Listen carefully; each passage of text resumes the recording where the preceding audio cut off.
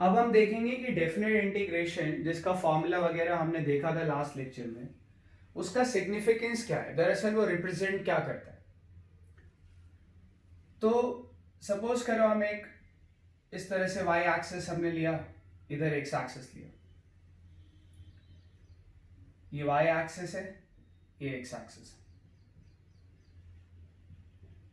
ठीक है। और इस तरह से हमारे पास कोई कर्व है,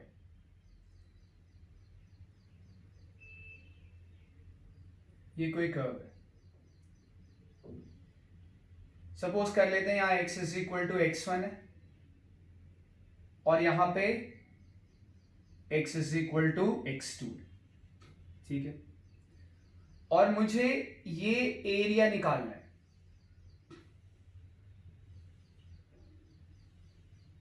ये एरिया मुझे निकालना है, ये पूरा एरिया, ठीक है। अगर ये पूरा एरिया मुझे निकालना है तो भाई जो हमने फॉर्मूला पढ़ा है, सबसे बेसिक फॉर्मूला जो इंटीग्रेशन का होता है ना, सॉरी सबसे बेसिक फॉर्मूला जो एरिया का होता है ना, वो होता है रेक्टेंगल का। सबसे बेसिक फॉर्मूला एरिया का होता है वो होता है रेक्टेंगल का, but this is not a rectangle, clear है। तो सबसे बेसिक फॉर्मूला जो एरिया का होता है वो होता है रेक्टेंगल का। और अगर मुझे ये एरिया निकालना है, ये मुझे एरिया निकालना है, सपोज कर लेते हैं यहां पे y is equal to y1 है और यहां पे सपोज कर लेते हैं y is equal to y2 है। So this is not a rectangle. हम इसमें रेक्टेंगल का फॉर्मूला नहीं लगा सकते, हम इसमें रेक्टेंगल का फॉर्मूला इसका एरिया निकालने के लिए नहीं लगा सकते। आ रही बात समझ में? लेकिन हमारे पास फॉर्मूला जो अवेलेबल है, बेसिक फॉर्मूला एरिया का, वो रेक्टेंगल का ही होता है खाली। ट्रायंगल वगैरह सब उसी से डिराइव होता है, क्लियर है। ये ट्रायंगल का फॉर्मूला भी रेक्टेंगल के फॉर्मूले से ही डिराइव होता है। तो हमारे पास फॉर्मूला रेक्टेंगल का है और ये रेक्टेंगल है नहीं, ठीक है। तो अब हम एरिया निकालें कैसे, ठीक है। यहां जो मैं तुम्हें बातें बताऊंगा ना कि कैसे कैलकुलस अप्लाई किया जाता है जब चीजें वेरिएबल हो जाती हैं, है ना, ये बहुत इंपॉर्टेंट है कि जब वेरिएशन होने लगता है चीजों में तो कैलकुलस हम कैसे अप्लाई करते हैं, कैलकुलस हम कैसे अप्लाई करते हैं, ये पूरी फिजिक्स में होता रहेगा, ठीक है। ये रेक्टेंगल तो नहीं है, पर इसमें और रेक्टेंगल में क्या फर्क है पहले देख लें। इसमें और रेक्टेंगल में क्या फर्क है पहले हम उसको देखें। ये आया इस तरह से, x is equal to x1 से हम शुरुआत कर रहे हैं और x is equal to x2 तक जा रहे हैं।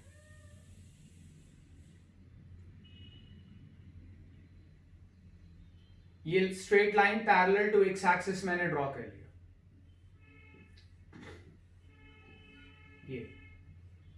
ये क्या है? रेक्टेंगल। ये क्या है? रेक्टेंगल। आ रही बात समझ में? दिस इज अ रेक्टेंगल, ठीक है। अगर तुम ध्यान से देखो, ये रेक्टेंगल क्यों है और ये रेक्टेंगल क्यों नहीं है, इसको तुम समझो। ये रेक्टेंगल क्यों है? इसकी विड्थ कितनी है? इसकी विड्थ अगर तुम ध्यान से देखो, यहां x is equal to x2 है, यहां x is equal to x1 है, तो इसकी जो विड्थ आएगी वो होगी x2 minus x1। Width x2 minus x1 आएगी। तो जरा ध्यान से देखो, पूरी विड्थ में इसकी हाइट सेम है। पूरी विड्थ में कहीं पे भी चले जाओ, इसकी हाइट क्या आ रही है? सेम आ रही है। कितनी आ रही है? y नॉट आ रही है। वो रेक्टेंगल है। तो रेक्टेंगल क्या होता है? जिसकी पूरी विड्थ में हाइट क्या हो? सेम, और एंगल 90 डिग्री हो, तो है ही।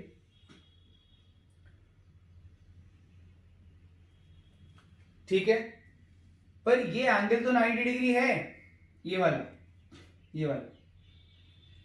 पर इसकी विड्थ जो है यहां से यहां तक की, उसमें अलग अलग जगह पे अलग अलग हाइट है। तो ये एक ऐसा रेक्टेंगल है जिसकी हाइट कांस्टेंट है। और चाहो तो लेफ्ट वाला जो डायग्राम है, जो कि रेक्टेंगल नहीं है, उसको तुम कह लो कि वो एक ऐसा रेक्टेंगल है जिसकी हाइट वेरिएबल है। क्लियर है? ये x1 पे हाइट कितनी है? y1। x2 पे हाइट कितनी है? y2। बीच में हाइट बढ़ी फिर कम हुई। क्लियर है? ये बाद में थोड़ी कम हुई, पहले बढ़ी, यानी हाइट वेरिएबल है। ठीक है, तो ये बेसिक फर्क है रेक्टेंगल में और जो रेक्टेंगल नहीं है, जो लेफ्ट हैंड साइड का फिगर है उसमें। ये बेसिक डिफरेंस है। हो रहा है clear? This is basic difference. Rectangle की हाइट पूरे विड्थ में कांस्टेंट है, और जो हमारा लेफ्ट साइड में जो डायग्राम है जो कि रेक्टेंगल नहीं है, उसमें क्या है? उसको कह सकते हैं कि भाई ये एक ऐसा रेक्टेंगल है, लेफ्ट वाले डायग्राम को, जिसमें अलग अलग एक्स पे जैसे जैसे अलग अलग विड्थ के अलग अलग पॉइंट पे जाओगे, x1 पे कुछ और हाइट है, x2 पे कुछ और हाइट है, बीच के किसी पॉइंट पे कुछ और हाइट आ जाएगी। ठीक है, तो this is a rectangle with variable height and this is a rectangle. Rectangle के एरिया का फॉर्मूला हमें पता होता है। रेक्टेंगल के एरिया का फॉर्मूला होता है विड्थ इनटू हाइट। विड्थ कितनी है? x2 minus x1। हाइट कितनी है? y0। ये आ गया। ठीक है, अब उसी रेक्टेंगल के फॉर्मूले को यहां पे लगाना है। पर रेक्टेंगल के फॉर्मूले को यहां पे तुम तभी लगा सकते हो जब पूरी विड्थ में हाइट क्या हो? कांस्टेंट हो। इसकी पूरी विड्थ में हाइट कांस्टेंट है, इसकी पूरी विड्थ में हाइट कांस्टेंट नहीं है। पर मुझे इसका जो निकालना है एरिया, वो रेक्टेंगल के फॉर्मूले को यूज करके ही निकालना है। वो रेक्टेंगल के फॉर्मूले को यूज करके ही निकालना है। ठीक है, तो क्या करें? कैसे हम रेक्टेंगल का फॉर्मूला यूज करके एरिया निकालें, देखें जरा। सपोज करो हम x1 पे और सुई की नोक के बराबर आगे गए, सुई की नोक के बराबर आगे गए। विड्थ कितना लिया हमने? सुई की नोक के बराबर, या कह लो सुई की नोक का जो 1,000वां हिस्सा होता है, उसका 1,000वां हिस्सा, उसका फिर 1 करोड़वां हिस्सा, इतना आगे गए। पूरी विड्थ लेने के बजाय बस ये छोटी सी विड्थ ले रहे। ठीक है, इस छोटी सी विड्थ को लेके एक डायग्राम बना रहे। छोटी सी विड्थ हमने लिया और इस तरह से उस छोटी विड्थ का हमने एक डायग्राम बनाया। क्या हम इसको रेक्टेंगल बोल सकते हैं? बिल्कुल बोल सकते हैं। उस छोटी सी विड्थ में हाइट का कोई वेरिएशन नहीं हो रहा। पूरी विड्थ में तो हाइट का वेरिएशन हो रहा है, ऊपर गया नीचे आया, पर उस छोटी सी विड्थ में हाइट का कोई वेरिएशन नहीं हो रहा। और हो भी रहा है, सुई की नोक के बराबर का है, इतना भी नहीं जितना मैंने डायग्राम में दिखाया। तो उस छोटी सी विड्थ में हाइट का कोई वेरिएशन नहीं हो रहा है, और हो रहा है तब भी हम उसको क्या कह सकते हैं? निग्लेक्ट कर सकते हैं। हो रहा है तब भी हम उसको क्या कर सकते हैं? निग्लेक्ट कर सकते हैं। बहुत मामूली हो रहा है, ना के बराबर, तो ये एक रेक्टेंगल बन गया। थोड़ा सा आगे गए, अब थोड़ा सा और आगे जाते हैं, फिर सुई की नोक के बराबर जाते हैं। सुई की नोक का 1,000वां हिस्सा, फिर 1,000वें हिस्से का हर एक का 1 करोड़वां हिस्सा, फिर हर एक के 1 करोड़वें हिस्से का 1 अरबवां हिस्सा, उतना आगे जाओ, बस उतनी विड्थ लो। जब उतनी विड्थ लोगे और फिर ऐसे एक डायग्राम ड्रॉ करो। क्लियर है? अब ये आया, इस दूसरे वाले को भी हम एक रेक्टेंगल बोल सकते हैं। अगर हम विड्थ बहुत छोटा लेंगे तो ऊपर हाइट का जो फर्क आएगा वो निग्लिजिबल आ जाएगा। ऊपर हाइट का जो फर्क आएगा वो निग्लिजिबल आ जाएगा। ये दूसरा रेक्टेंगल बना। पहले रेक्टेंगल का कुछ एरिया होगा, दूसरे रेक्टेंगल का कुछ एरिया होगा, दोनों ही रेक्टेंगल के एरिया को ऐड करो, फिर तीसरा रेक्टेंगल लो, फिर चौथा रेक्टेंगल लो।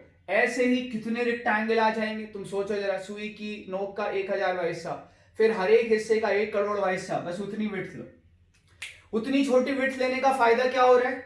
जैसे ये पहला रेक्टेंगल बना है, बहुत छोटी विड्थ लिया, हाइट क्या आ गया? कांस्टेंट। हाइट कितना आ गया? बहुत कम, y1 आ गया। आ रही बात समझ में?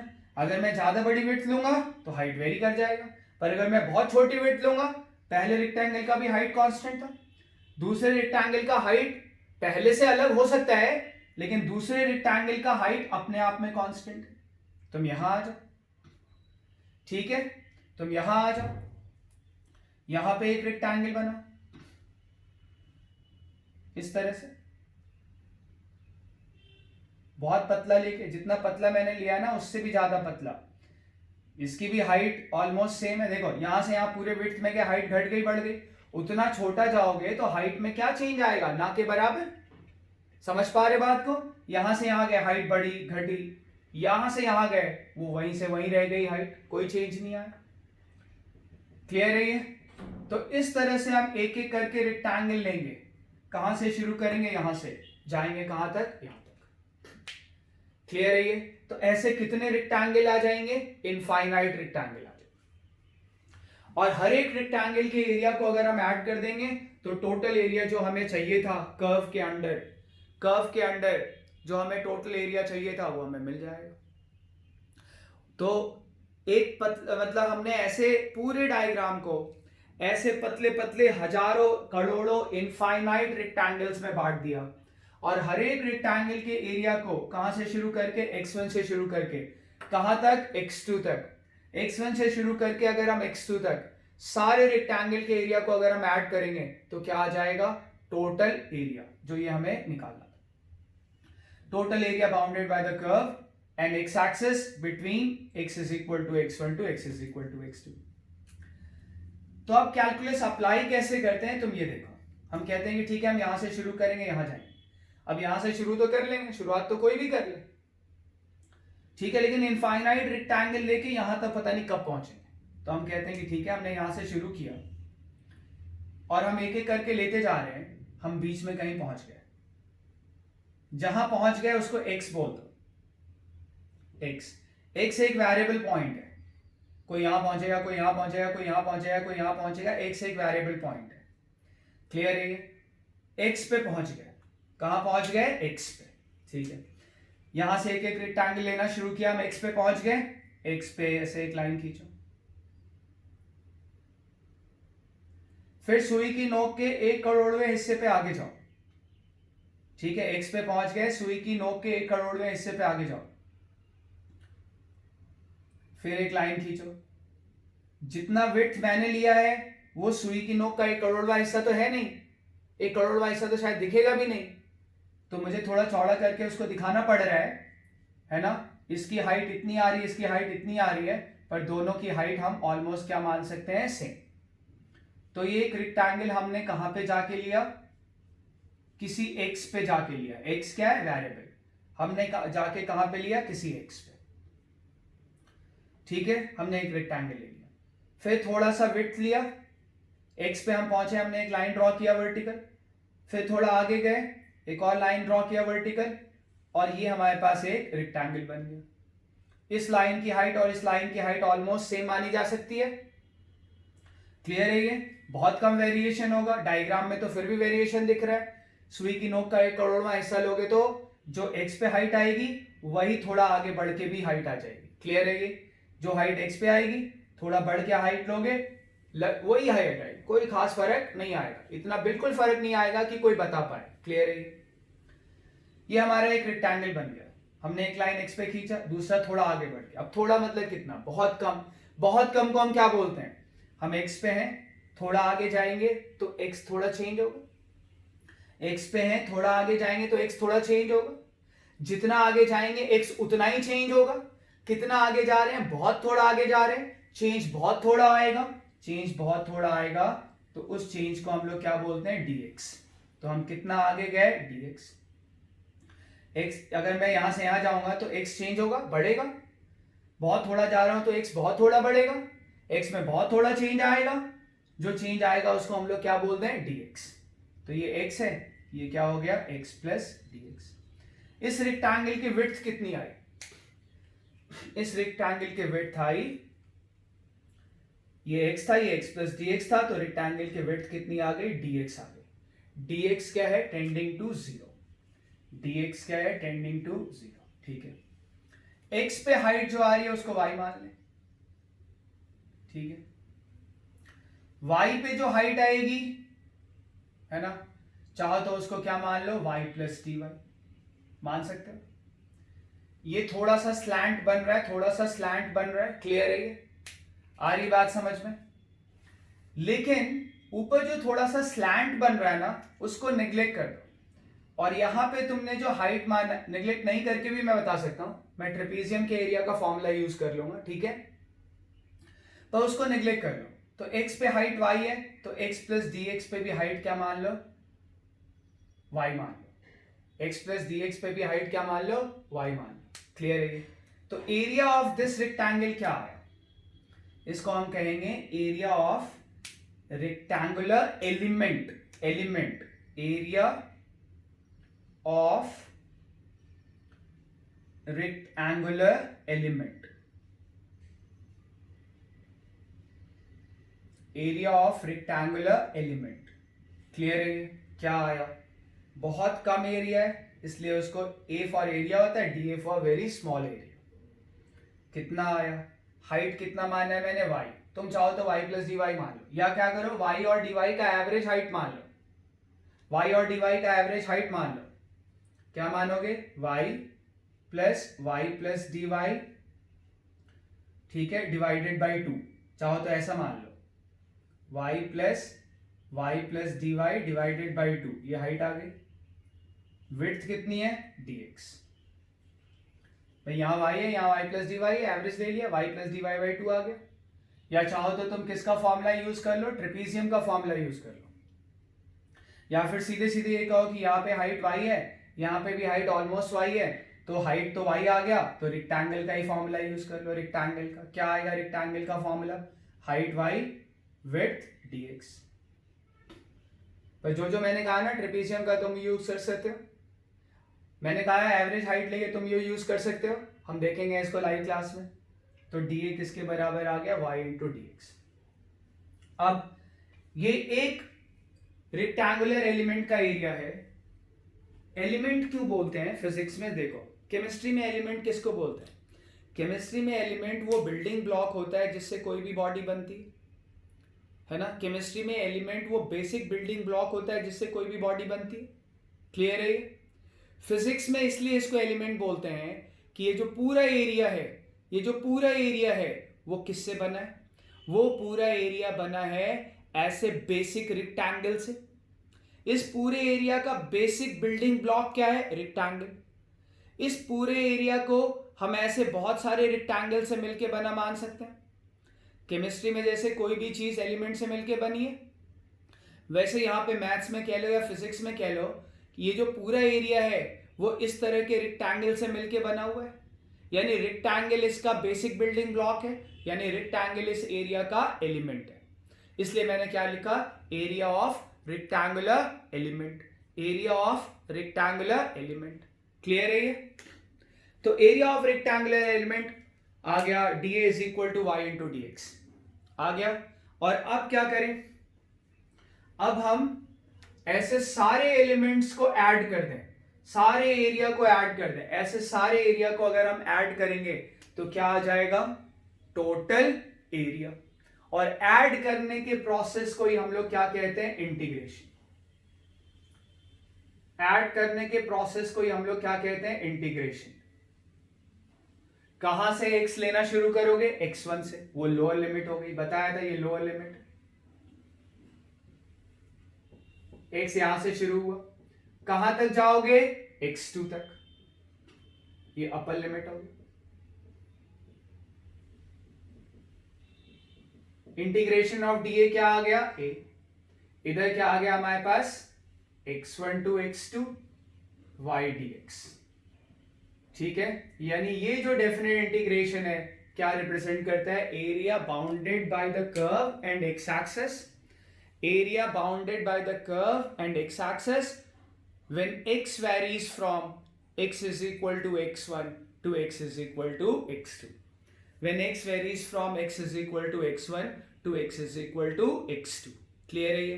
तो ये बेसिक फॉर्मूला है एरिया निकालने का, ये बेसिक फॉर्मूला है एरिया निकालने का। ठीक है, y भी वेरिएबल है, y क्या रिप्रेजेंट करता है, जो मैंने रेक्टेंगुलर एलिमेंट लिया है बीच में थोड़ा चौड़ा सा, उसकी हाइट y। वो रेक्टेंगुलर एलिमेंट मैंने कब लिया, x पे जाके। तो तुम देखो y क्या रिप्रेजेंट करता है, रेक्टेंगुलर एलिमेंट की हाइट। अलग अलग रेक्टेंगुलर एलिमेंट की हाइट अलग अलग आएगी, यानी y वेरिएबल है। x तो है ही वेरिएबल, कहां से कहां तक वेरी कर रहा है, x1 to x2। ठीक है, तो this is area bounded by the curve y, curve को y बोल दो, या y as a function of x, curve y is equal to fx and x axis from x is equal to x1 to x is equal to x2, ये area. ठीक है, normally area हमेशा positive लेते हैं, पर वो mathematical part हो गया, तो क्या करते हैं, मॉड लगा देते हैं। ठीक है, अगर नेगेटिव आता है तो हमारे पास ये एरिया का फॉर्मूला आ गया। अब जरा हम एक पर्टिकुलर केस में निकाल के वेरीफाई करके देख लें कि जो हमारे पास फॉर्मूला आया है एरिया का, ये एरिया का फॉर्मूला सही रिजल्ट दे रहा है या नहीं दे रहा है। क्लियर है ये? देखें जरा, एरिया का फॉर्मूला आया y dx, x स्टार्ट हो रहा है x1 से x2। ठीक है, तो मुझे यहां पे y को as a function of x कुछ लेना पड़ेगा, और ऐसा फंक्शन लेना पड़ेगा जिसके एरिया का तुम्हें ऑलरेडी फॉर्मूला पता हो, जिससे कि तुम अपने नोन फॉर्मूले से, जो फॉर्मूला तुम्हें पता है उससे एरिया निकालो, और जो अभी अभी हमने एरिया का फॉर्मूला लिखा है उससे एरिया निकालो। ठीक है, और देखो दोनों सेम आ रहे हैं, नहीं आ रहे। मैं यहां पे ले लेता हूं y is equal to 2x plus 1, तो fx क्या आ गया, 2x प्लस 1। कंपेयर कर लो, फंक्शन क्या आ गया, 2x प्लस 1, ये मैंने लिया। जरा इसको प्लॉट करें, इसको प्लॉट करते हैं। ठीक है, x इज इक्वल टू 0 पे y की वैल्यू कितनी है, x इज इक्वल टू 0 पे y की वैल्यू कितनी है, 1। ठीक है, x इज इक्वल टू 1 पे y की वैल्यू कितनी आ रही है, रखो 3, और x इज इक्वल टू 2 पे y की वैल्यू कितनी आ रही है, रखो इसमें 5।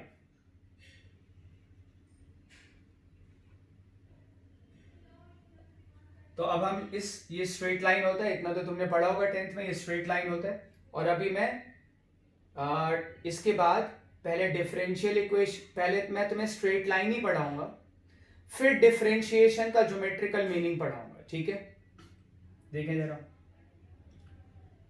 x इज इक्वल टू 1 पे y इज इक्वल टू कितना आया था, 3। x इज इक्वल टू 0 पे y कितना आया था, 1। पॉइंट्स प्लॉट कर लें, x इज इक्वल टू 1 पे y कितना आया है, 3, और x इज इक्वल टू 2 पे y कितना आया है, 5। ये एक स्ट्रेट लाइन बन गई। स्ट्रेट लाइन बनाने के लिए 2 पॉइंट ही सफिशिएंट होते हैं, हमने 3 पॉइंट लिख लिया, स्ट्रेट लाइन बना लें। ये स्ट्रेट लाइन आ गई, हो रहा है क्लियर?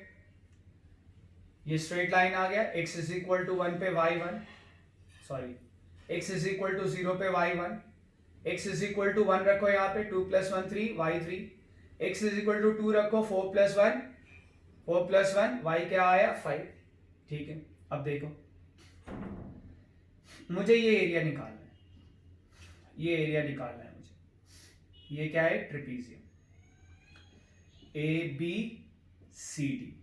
ऑब्वियसली तुम्हें ट्रेपीजियम का एरिया निकालना आता होगा, तुम ट्रेपीजियम का एरिया निकालना खुद से। ठीक है, ये 2 पैरेलल साइड्स हैं, इस पैरेलल साइड की लेंथ 1 है, इस पैरेलल साइड की लेंथ 5 है, distance between the parallel sides 2 है, तुम्हें दिख रहा है, और ट्रेपीजियम का फॉर्मूला तुम्हें पता होगा, half sum of parallel side into distance between the parallel sides. उससे तुम ट्रेपीजियम का फॉर्मूला निकालना। मैं यहां इंटीग्रेशन से निकालता हूं, तुम ट्रेपीजियम के फॉर्मूले से निकालना, देखना दोनों सेम आते हैं कि नहीं। इंटीग्रेशन क्या कहता है, इंटीग्रेशन कहता है कि भाई एरिया फॉर्मूला आएगा y dx, x कहां से शुरू हो रहा है हमारा, 0 से, तो 0 लगेगी लोअर लिमिट। कहां तक हम जा रहे हैं, 2 तक, तो 2 लगेगी अपर लिमिट। a बराबर 0 to 2 y को किसके रिस्पेक्ट में इंटीग्रेट करना है, x के रिस्पेक्ट में। y को किसके रिस्पेक्ट में इंटीग्रेट करना है, x के रिस्पेक्ट में।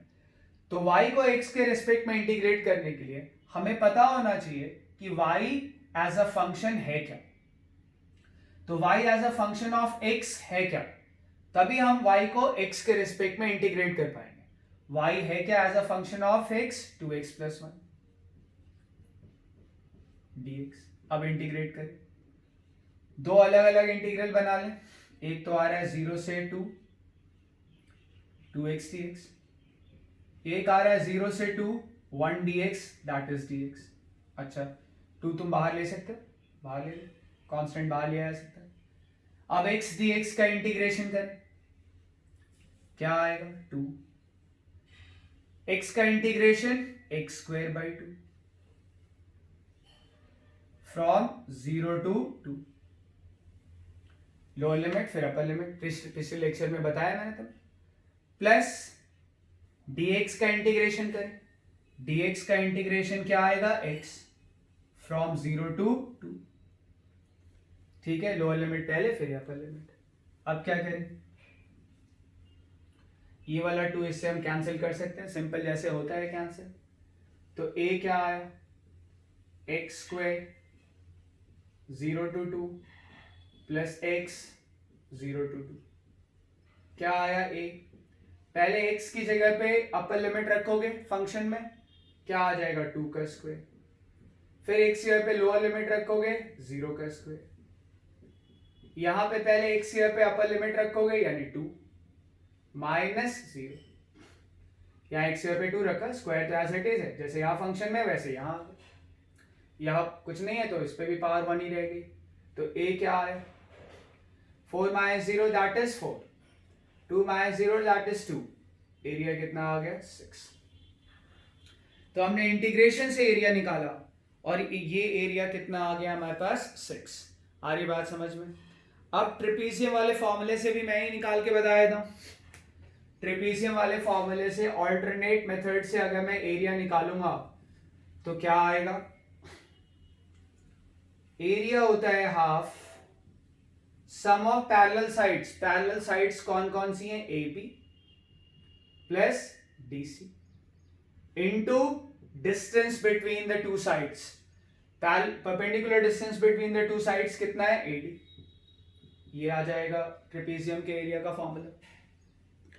आ रही बात समझ में, हो रहा है पॉइंट क्लियर। ये बड़ा इंपॉर्टेंट टॉपिक है फिजिक्स के हिसाब से, बहुत ही इंपॉर्टेंट टॉपिक है, क्लियर है ये। तो area is equal to, area जो हम निकाल रहे हैं वो एरिया क्या आएगा, हाफ। AB कितना है, 1, DC कितना है, 5, और AD कितना है, 2। देख लो AD 2 है, x इज इक्वल टू 0 से x इज इक्वल टू 2। तो एरिया कितना आया, 2 से 2 कैंसिल, 5 + 1 6 यूनिट जो भी। तो ये हमने दोनों तरह से एरिया निकाल लिया। तो डेफिनेट इंटीग्रेशन बेसिकली क्या रिप्रेजेंट करता है, डेफिनेट इंटीग्रेशन रिप्रेजेंट करता है एरिया। अगर हम y dx लिखते हैं, अगर हम इस तरह से लिखते हैं, a इज इक्वल टू, अगर हम ये फॉर्मूला डेफिनेट इंटीग्रेशन का लिखते हैं, y dx from x1 to x2, अगर ये वाला फॉर्मूला लिखते हैं तो ये फॉर्मूला डेफिनेट इंटीग्रेशन का क्या रिप्रेजेंट करता है, ये रिप्रेजेंट करता है area bounded by the curve y is equal to fx, area bounded by the curve y is equal to fx and x axis, area bounded by the curve y is equal to fx and x axis when x varies from x1 to x2, when x varies from x1 to x2। Clear हो रहा है। तो ये मैंने तुम्हें definite integration बताया है। इस वीडियो लेक्चर को तुम जितनी बार रिवाइज कर सकते हो करो, जो डाउट आएगा उसको नोट करो अपनी कॉपी पे, और फिर वो लाइव क्लास में तुम मुझसे पूछ लेना, ठीक है।